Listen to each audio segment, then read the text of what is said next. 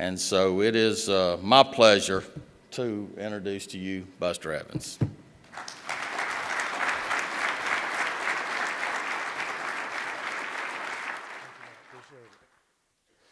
Good morning. I am thrilled to be able to be here. It's already been a joy. I have seen so many friends who I have made over the years with the technical college system. To be able to see Matt and work with him, and Commissioner Corbin, thank you for those words and for this very special day. Then to find out that Will Schofield is going to be able to be here, and Dr. Vicki Reed as well from Murray County. Thank you. I want to say this. Thank you for inviting us to be a part of your conference. Now I'm going to talk about several things today, really three things that I really want to hopefully leave you with, and I don't have a lot of time to do this because Matt's going to give me the sign when I'm finished. Now, y'all know the difference between the two words finished and complete, don't you? Now, some of you do because you've heard me talk. But just so that you understand that in about 20-25 minutes I've got to be finished, these group of linguists were discussing the difference between the two words finished and complete. And they began to realize there's not a lot of difference in those two words. And so they were there at their conference. They had the president of the International Mensa Society speaking to them, who always, whenever he gets finished speaking, says, "Does anyone have any questions?"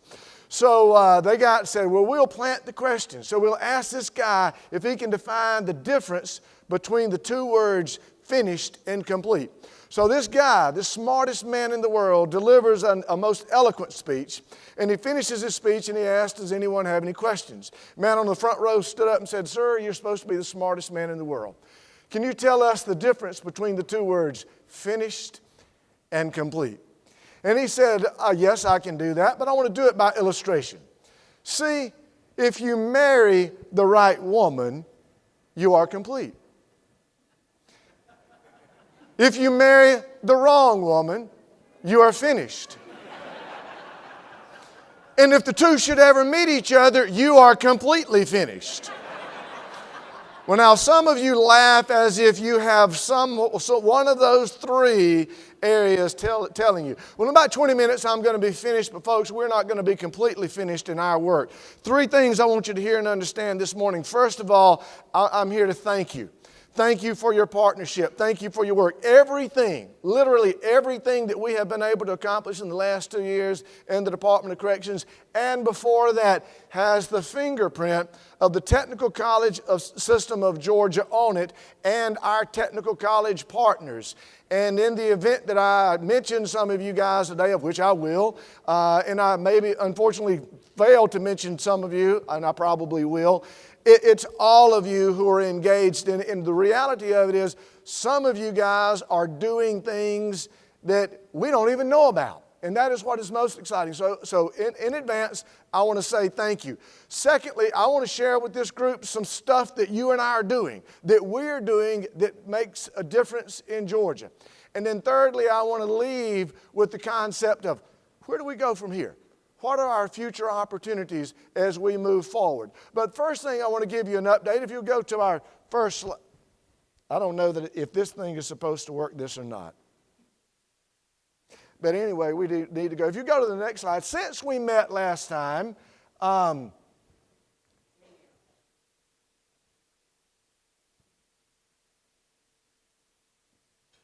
okay, who is operating our slides? All right. Okay, first thing since we met last night, most important update. Oliver Pierce Evans. I became a grandfather since we last met, and there's nothing like it. Since I get to do the presentation, I have to tell you that in about a month's time, we will celebrate this little boy's first birthday, and there's nothing like it. Now we can go to the next slide. But that is the most important thing. There we go. Now, as Matt mentioned earlier, I had a career before I came to the Department of Corrections, and I really didn't know what I came into. My life before I came to the Department of Corrections looked like this first picture right here. It was not unusual any given day, any given week for me to go into places. We're having a little trouble. And if I'm supposed to, there we go. it was not unusual for me to go into a kindergarten classroom and read to a group of kindergarten students, always helping them feel safe and secure and promoting literacy. I want to pause in saying that right now. One of the most important things that you do as an organization is to promote literacy in Georgia. Now, I won't go over all of the things that we know about literacy and its correlation to incarceration and those who are incarcerated, but it's huge. Then, after a few months after I began to work with the Georgia Department of Corrections, my life after began to look like this. And folks, I don't care how we get rid of literacy. You can read to children, or you can execute it. I don't care. But the bottom line is we will never lift all boats in Georgia until we lift the levels of literacy in every community across this state. So you have no bigger friend with those who operate our certified literate community programs and those who support especially basic level education. See, what we know, and I won't go through all this because I've got to go through my slides in a hurry. We know that those folks who do not get an education, who do not learn to read, have a high probability of winding up with us. Now, it used to be this urban myth that the state of Ohio would gauge its future prison beds based on third grade reading levels. And that's not totally true, but we can draw that correlation with literacy. So wherever we're at in our communities across Georgia, if you want to raise the quality of life, a very first step is raising literacy. So moving through our slides, and again, I'm not going to go through all of the statistics about literacy, but if you'll go through this, and we'll make sure that this handout is available to you, the reality of it is levels of literacy impact the quality of life in communities across Georgia. When we look at our recidivism rates, and continue to go through the slides till we get something that I'm more interested about. So anyway, all right, here we go right here. Here's what it looks like, folks. When we find complete literacy, we find higher levels of people who are incarcerated. Interesting fact, Matt shared with you that I spent the last 7 years of my career in Forsyth County, Georgia. Now, Joanne, I don't know if you know this or not, but do you know what county in Georgia has the lowest level of incarceration rates in the state of Georgia? It would be Forsyth County. Do you know what county in Georgia has the lowest free and reduced lunch population in the state of Georgia? It is Forsyth County. So these socioeconomic variables are closely related, and you can go ahead and go to the next slide. So as we began to talk about the work that you and I are doing and how it is related to criminal justice reform, you need to understand you are part of something that's bigger than just Georgia. All across this country, we're working with other states who are all of a sudden now interested in seeing what criminal justice reform looks like in Georgia. How are you involved in that work? Well, I want to share a little bit of that with you as we continue to go through. And so let's progress to the next slide. And if we have a way to get through these, one of the things that I tell people is, why are we doing this? Well, the criminal justice reform in Georgia began a three-part process. Now, I understand the governor was here with you yesterday, and so I won't talk about the early things because I'm sure he shared that with you. But the third part about prisoner reentry recognizes the fact that unless people go back or released from prison with a skill set that they did not have when they came in, the probability of them recidivating is very, very high. I do want to share a few examples of what you guys are doing. This is something that I just found out about just within the last several days of a partnership that's taking place with North Georgia Technical College and Lee Arundel State Prison Transitional Center and the Goodwill Center of North Georgia. See, we recognize that it doesn't matter whether you're male or female. It doesn't matter whether you're young or old. The ability to have a skill going back in the community is critical. So North Georgia Technical College has partnered with this particular consortium to train and they've just graduated on Thursday of last week, the first 9 female welders in the prison system in the state of Georgia. These ladies, for the first time in their life, many of them have done something that they feel positive about. So criminal justice reform in Georgia, it is beginning to work. But I tell our staff all the time, we have to be prepared to answer the question, why? And perhaps you're working with faculty members in your schools and they say, why do we want to be involved with prisoners? Why do we want to be involved in correctional education? Well, we were very fortunate to shortly after I had decided that I would actually come to work, that the RAND Corporation released a study that says for every $1 invested in academic education in the prison setting, there's a $5 future savings for the state of Georgia. But more importantly, and this one relates to you guys, for every $1 invested in career and technical education, there's a future savings of $12. Yep, go ahead. I'm going to share with you several stories. I'm going to go ahead and share one with you right now. It may not be right in the scheme of my slides, but a little while back, actually in June of last year, we had our first welding graduation at Walker State Prison. A young man by the name of John Turner, who had been incarcerated for 13 years, was graduating. He'd gotten his GED in prison.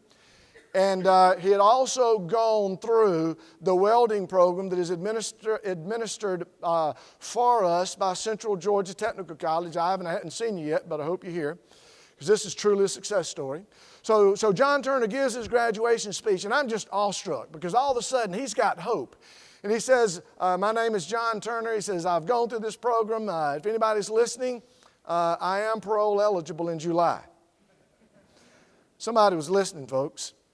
I was so impressed by John Turner's speech, I called the warden back after I left and I said, please send me that speech back, because I think there's someone who wants to know that this is working. So the warden sent me John Turner's speech, and as I again read it on a Friday afternoon, I said, you know what?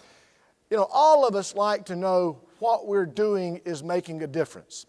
So I decided, okay, I'm going to send this speech to the governor's chief of staff and say, at your convenience, if you think he'd be interested in reading this, please pass it along. Otherwise, just delete it. So a little while later that afternoon, I got a message back, said, thanks for sharing. I'm sharing it with the governor right now. So about 5 minutes later, now I understand Governor Deal was here yesterday. You heard him speak. You've seen his passion for what you're doing. But about 5 minutes later, I got the message back. Thanks for sharing. The governor wept.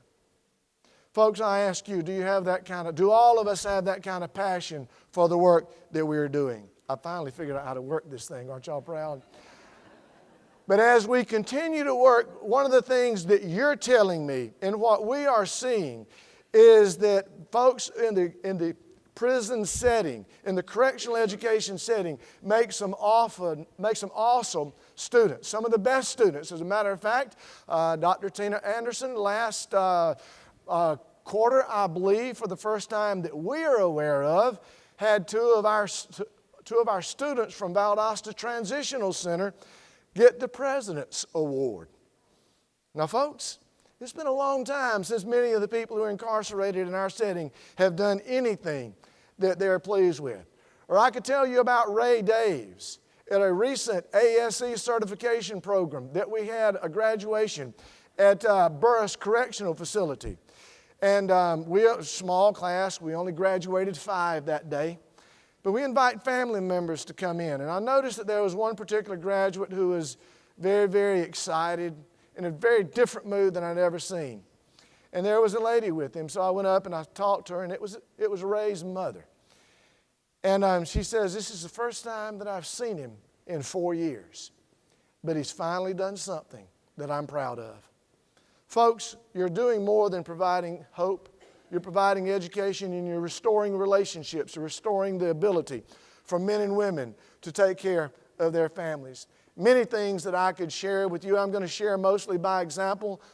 We have started charter high schools. We have our welding certificate programs. We now have our diesel mechanic programs and so many. Oconee Fall Line, Lord, I haven't seen you yet. And really, to be truthful, I can't see any of y'all out there if you know that. But Oconee Fall Line has been a mentor to some of our diesel technician instructors, helping us to start something that we had never done before. So we had to learn. So we greatly, greatly value and appreciated that. As I share this information, one of the reasons why I do is I want to ask you to look and ask the question, how can my institution engage in this work? Now, geographically, some of you guys are not in the best situation to maybe work with one of our facilities, but something that we have coming out within the next 2 to 3 weeks, we have 23 what we call county correctional facilities in the state of Georgia. $1.3 million was put in the FY17 budget for our county facilities. So these county facilities will have an opportunity to earn money for providing adult education so that Beverly and Latanya can get more GEDs in the state. And they're going to be compensated for that programming. And so they're looking to partner with you if you happen to have a county correctional facility in your service area. I'll share with you sort of quickly. I won't go over all of our data, but our numbers are improving. We want to be a premier source of student population for the technical college system of Georgia. As you look in the lower left-hand column, lower left-hand pane, you'll see that our number of GEDs is nearly 3 times year-to-date what it was last year. You know what happens after people get their GED? They're then eligible to participate in your technical college certificate programs that we're expanding with an additional $2.4 million in the FY17 budget, and as we're already working on FY18 budgets, looking again to add programming dollars.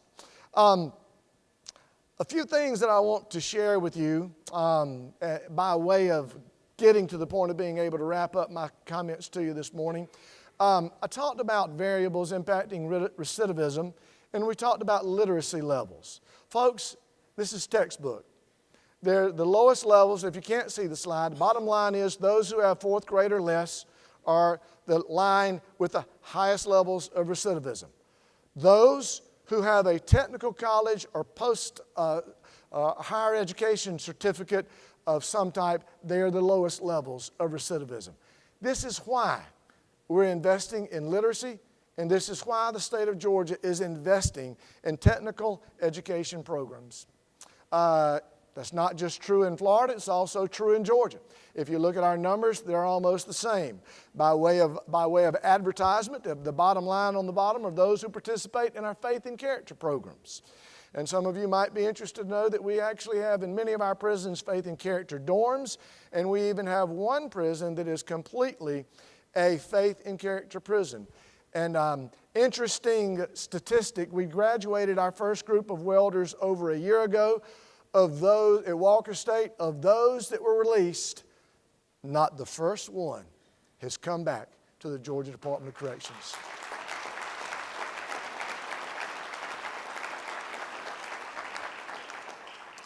I realize that my time is slipping away, but a couple of stories that I want to share with you in closing. The first of all is a story by a lady by the name of Linda Flowers. Now I have to make a confession. And there's probably some of my other superintendent friends who are in the room today who could relate to make the same confession. But up until 2 years ago, I had never attended a GED graduation. I'd graduated probably 20,000 young people who had gone across the stage in schools where I'd been superintendent, but I had never attended a GED graduation. Since that time, I don't miss them. Because of stories like this. Linda Flowers graduated just a few weeks ago at Whitworth State Prison with her GED. Very quickly, she says, "My name is Linda Flowers, and it's an honor to be with you here today. I was going to tell you a little bit about my past, but I don't live there anymore. Everyone has or will experience periods when life is hard. The choices we make to get through these times or what determine our future. I used to think everything in my life was the effect of something someone did to me, that I knew it all and that everyone else was the problem. It took coming to prison to realize I was my problem. My family is amazing. They encourage me and always want the best for me. They still stand by me even though I used them, lied to them, hurt them, and still had the nerve to try to excuse my behavior. Getting my GED has always been important to me. I had to make it happen myself. Not easy, but self-fulfilling. Everything I want in life starts with this GED. When I started, listen to this, when I started ABE a year ago, I was only on a 5th grade level. And now I stand before you, a GED graduate.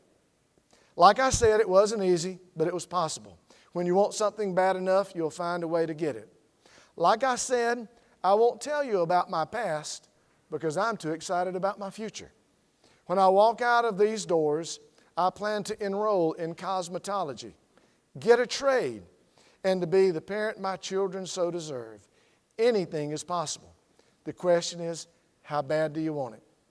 Like I said, I won't tell you about my past. I'm too excited about my future. One last story I want to share with you this morning, and it's about a young lady by the name of LaDronda Hamilton. We started two charter schools in our system, one to serve our males and one to serve our females. LaDronda Hamilton came to Lee Arundel State Prison 14 years old, never gotten further than the 7th grade. I met LaDronda one day, and they wanted me to meet her and her tell me about her story. She came to us 14 months ago, 0 Carnegie units. So at that point, she had 19 Carnegie units in like 12 months' time. So I asked LaDronda, I said, what was it about your life that you were not successful growing up in Cordele, Georgia, to be able to be successful in the schools? And she quickly said, well, it was about my family environment and things. But I said, obviously, you're a smart young lady. I said, how has this happened in 23 months? And she basically said, I began to apply. So in other words, we're going to have a graduation here in just a couple of months now, where LaDronda Hamilton will have gone from 0 Carnegie units to 23 units, in 14 months. There's stories like that.